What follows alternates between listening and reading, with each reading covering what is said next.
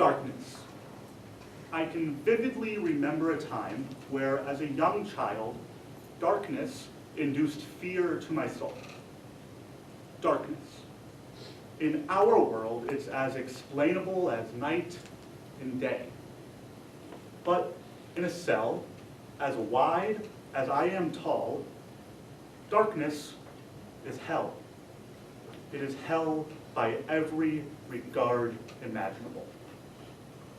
The atrocities of solitary confinement are just that, atrocities. And if we ever wish to call ourselves a society that values equality, a society that values justice, and a society that values humanity, then we must take action. The United States federal government should put an end to solitary confinement. Today, I'll be addressing what the conditions of solitary confinement are truly like and the effects that it has, both on prisoners and our society as a whole. Then, I'll propose a comprehensive solution to the issues at hand. Let's begin by taking a look at what the conditions of solitary confinement are truly like. The Organization for Penal Reform explains that solitary confinement consists of the isolation of prisoners for approximately 22 to 24 hours per day. In this isolation, they will be put in a cell, approximately 6 foot by 9 foot, similar to the ones that you see above. While they spend time in that cell, absent from human interaction, they can expect no entertainment, natural lighting, or fresh air. The conditions of solitary confinement are bleak at best. At any given time in the United States, there are approximately 80 to 100,000 individuals in solitary confinement. And 52% of those prisoners are in long-term solitary confinement, which means they are absent of human interaction for over 3 long months. The prisoners who make up our populations of solitary confinement, generally speaking, are low-level drug offenders, non-violent white-collar criminals, and racial minorities in prisons that have a history of racial violence. Less than 2% of the prisoners who make up solitary confinement are violent offenders. And of those violent offenders, many of them spend less than 2 weeks in solitary confinement before they are moved to different correctional facilities. The laws that are put in place to regulate solitary confinement are few and far between. In fact, the Federal Bureau of Prisons reports that there are so few regulations at the state and federal level that they hardly even exist at all. What this ultimately means is solitary confinement is unchecked and unregulated and leads to a gross abuse in power. That abuse in power creates 2 foundational harms. Firstly, solitary confinement is harmful to prisoners. The University of Michigan Law Review, in a meta-analysis of the leading 70 studies on the effects of solitary confinement, concludes that solitary directly leads to increases in hypertension, hallucinations, chronic depression, emaciation, and suicidal thoughts and behaviors within prisoners.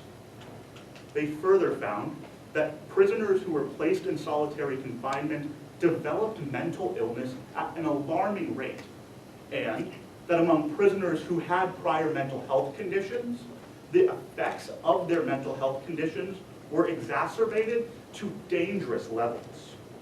The American Psychological Association concludes on the effects of solitary confinement that they mirror that of tactical torture techniques used by the United States military at Guantanamo Bay. The effects that solitary confinement have on our prisoners are immense. Some of those effects are evidenced in the story of Johnny Perez, a prisoner who faced solitary confinement. His story, as told in The Guardian, goes like this, quote, "When you first walk in, you can expect the cell to be very empty. The colors of the wall are a drab, depressing gray. You can expect to be sitting in silence, complete silence, so quiet that sometimes you can hear your own heartbeat. Solitary is an overwhelming feeling of constant stress, a second-by-second attack on your soul. I asked, am I losing it in here? I was paranoid.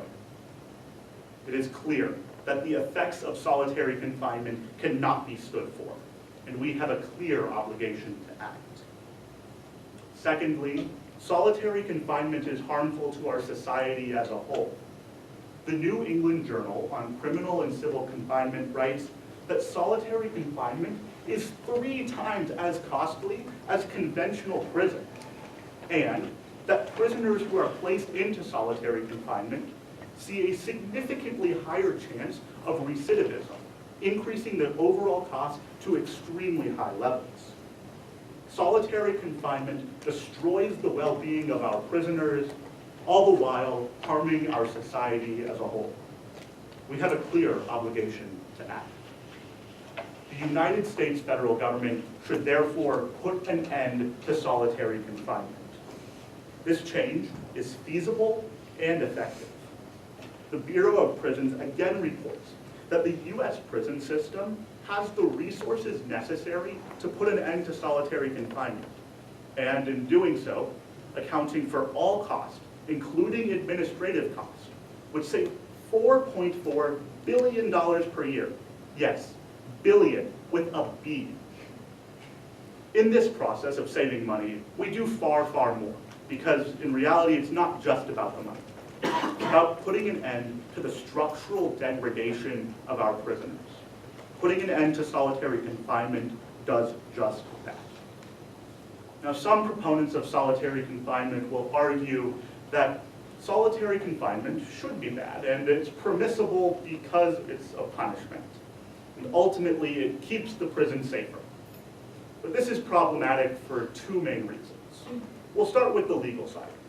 The Yale Law Review explains that solitary confinement is open to a plethora of constitutional conundrums, namely the 8th Amendment in cruel and unusual punishment, and the 14th Amendment in the due process in sentencing clause.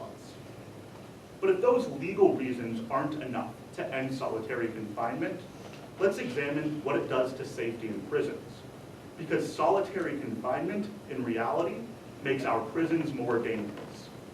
The Department of Justice Bureau of Statistics explains that inmates who have been placed into solitary confinement are 38% more likely to act violently once they get out of solitary confinement and back into general prison population.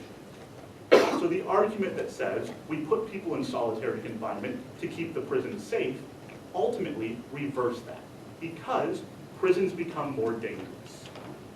It's clear that we are not doing enough to end a system that is abhorrently wrong. However, there is an easy solution that restores. It restores the value of equality. It restores the value of justice. It restores the value of humanity. Now is the time for action. Now is the time to fulfill our moral obligations. And now is the time to put an end to solitary confinement.